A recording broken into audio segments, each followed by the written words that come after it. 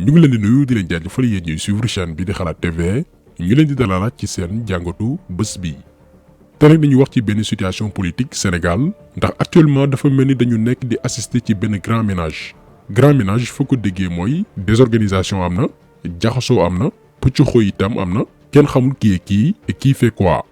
loolu la ñu nemmeeku woon ci politique gu Sénégal jamono yu weesu. mais dafa mel ni actuellement depuis un certain temps 1 an jàpp 2 ans ak ay weer yi ñu génn géopolitique bi mu ngi soppi xar kanam ñoo ngi ràññee di xam naxaatekat yi te loolu dañ koy gërëmee Macky Sall xam naa ñu bëree bëri ba ñu gisee titre vidéo bi jaaxal na leen lool mais ñun dañuy gërëm Macky Sall li tax ñu koy gërëm mooy ci nguuram la ñu démasqué ñu bëree bëri weer leen ci nguuram la ñu xàmmee ñiy politique ngir principe ak valeur ak ñiy politique ngir xaalis maanaam wut fu ñu bokkatu ngir defar seen dund.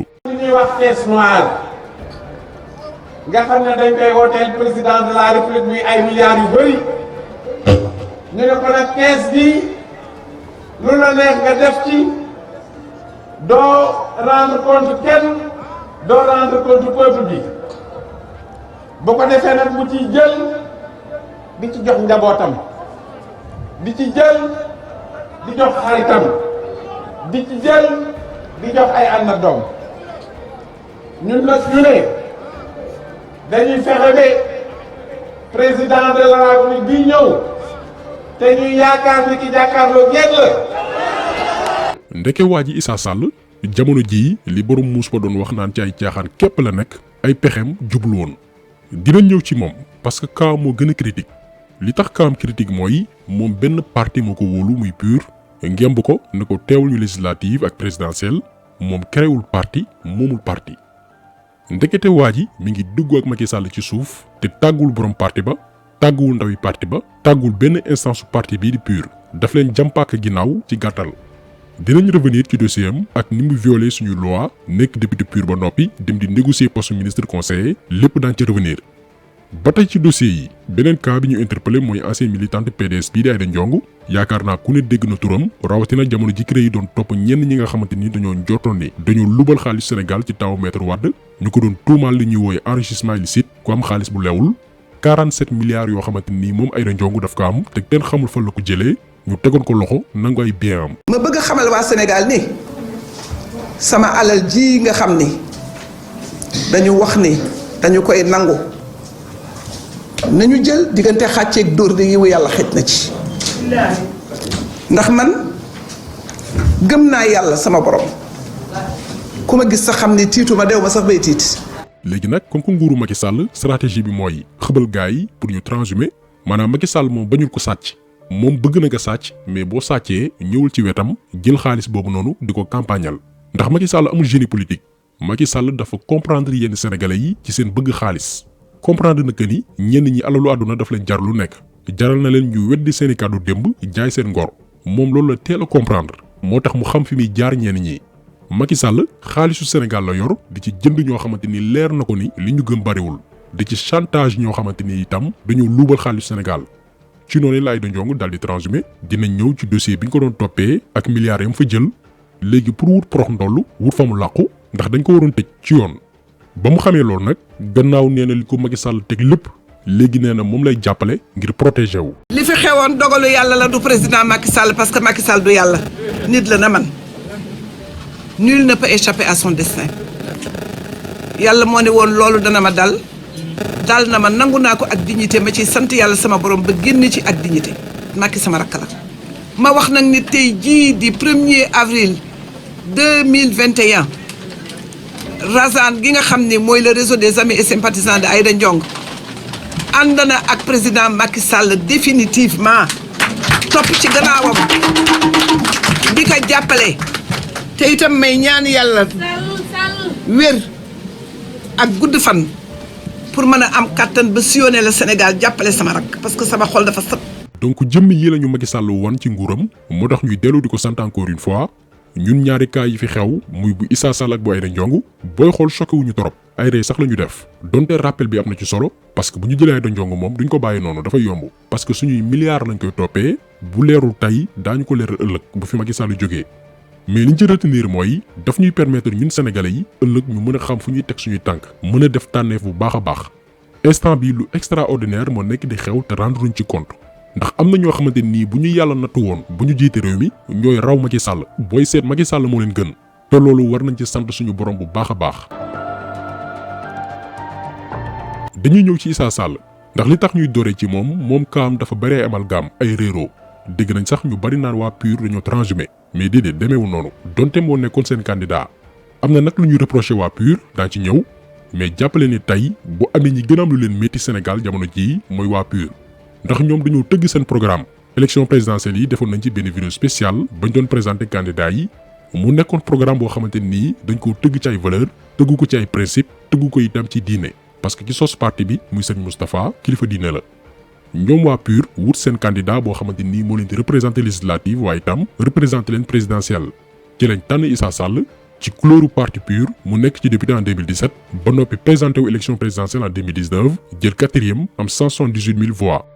deuxième tour buy am Macky bu mu ci bokk.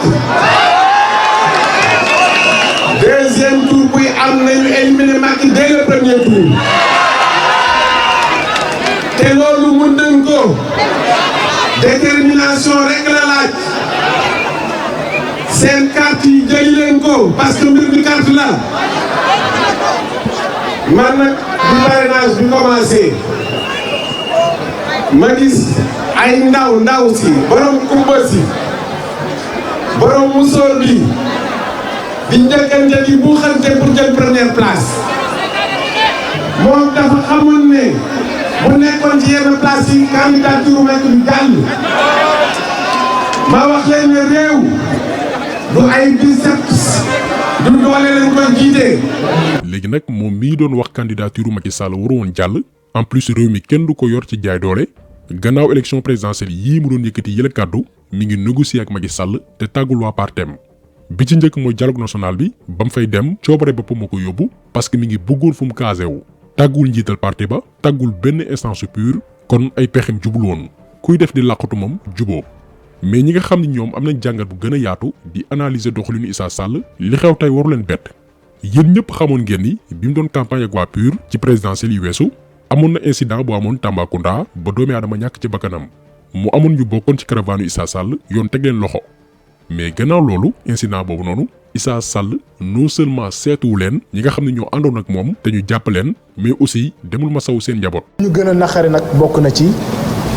Issa Sall musul teg tànkam Tambacounda pour seeti leen musul teg tànkam ci kër famille ñi nga xam ne ñoom lañ téye pour masawu leen musul jël téléphone am woo leen kon nag loolu dañuy gis ne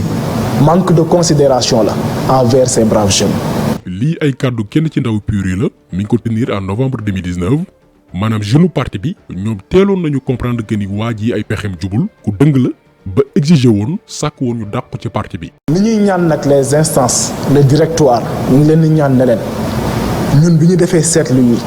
li ñuy ñaan mooy ki nga xam ne mooy le camarade Issa Sall dañ ko génnee parti bi parce que ni muy doxalee méngoowul ak tëralinu parti bi. donc ñun bu amee lu ñu reproché parti PUR yu mel nii la benn soble bu nëb kenn du ko bàyyi ci saaku te loolu jeune parti bi teeloon nañ ko comprendre ba ci àddu tey conséquences yi mooy lan coow lu yemul rek ci Issa Sall mais parti PUR ci boppam na ñenn ñi di joxoñ baaraamu tuuma kon parti yi ni ñuy gën di déglu ndaw yi na jeunes yi jël pouvoir bi ndax gëm nañ ni Sénégal buy soppi xar kanam ëllëg dëgg la dina am ay mag yu topp ci ginnaaw mais initiative bu jeunes yi lay doon parce que Sénégal suñu population 70% yëpp ay ndaw lañ. téeméer yoo jël juróom-ñaar fukk yëpp ay jeunes lañ naam mag mat naa ba ci réew loolu dëgg la mais ak yan mag boo jëlee ko ci mel ni Issa Sall 1956 la juddu am na juróom benn fukki at ak juróom gisuñu lu muy daw bay daanu di complot mais est-ce que mag bu mel nii mat naa ba ci réew koo xam ne ay junni doomi aadama ñoo la wóolu 80% yëpp nekk ay jeunes jiital la am ci yow yaakaar ndekete yow yaa ngi teg dil ci seen ginnaaw te tàgguwoo leen yëguloo leen yor seen poste député ba noppi di lijjanti ndombal tànk ministre conseiller te loi mayu la ko maanaam Issa Sall dafa violer loi ndax charte Sénégal moo ne mënoo nekk député ba noppi nekk ministre kon na jeunes yi jël seen responsabilité ci parti yi doxal ko ak ay valeurs yoo xamante nii mag ci mel ni Issa Sall amuñ ko.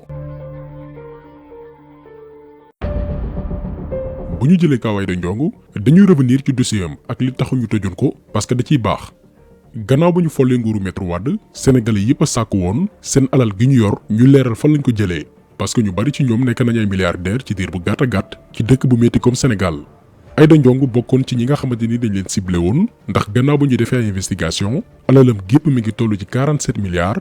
pour ñi xamul lan mooy 47 milliards mi ngi mel ni nga dund lu ëpp téeméeraat 100 ans ci kaw suuf chaque jour ci 100 ans yooyu noonu nga dépensé 1 300 000 bés bu yàlla sàkk nga def ko téeméeraat mais du jeex lii la Aïda Ndiongue possédé woon ci alal bi Macky Sall di soog a falu ci xaalis boobu nag 12 milliards yi ay or la li ci des mu tasaare ko ci ay banques yu wuute. bi CREI yi ak gendarmerie yi defee seen investigation ñu gis ni femme bi géré woon ay programme logements sociaux ci nguuru Wàdd géré itam wàllu inondation waaye itam yenn ci ay travaux publics mu dem ba créer entreprise te boobu mi ngi ci nguuru Maître Wàdd di gagné ay marché public enquêteurs yi nag di topp mbir yooyu. mu amaat beneen dossier muy dossier phytosanitaire yi yaakaar naa ñu bari ci yéen dégg nañ ko maanaam ay produits yu rey yenn insectes yi Aïda Ndiongue ne def ci defoon ay commande yu toll ci 5 milliards. Macky Sall falu période boobu Abdoul Mbaye moo nekkoon premier ministre daal di gis dossier boobu noonu ne nañ ko leeral ndax li ñu def ci këyit yi nee nañ produit yi jar na 5 milliards mais ndekete produit yooyu nga xamante ni Aïda Ndiongue moo ko jëndoon boo ko boolee lépp ay 750 millions kott lay jar maanaam am na 3 et quelques milliards yoo xamante ni kenn xamul fu mu jaar. ñu gis ci marché 5 milliards ne dañ ko fay boobu ñu ngi soog a agsi fekk ñi dem dañu gaawantu rek caché teg dañ ko war a fay. ministre ba woon indi ma ne lii lan la ne wax dañu war a fay li ma ne ah bon ma ne waaw bàyyi ma ci tuuti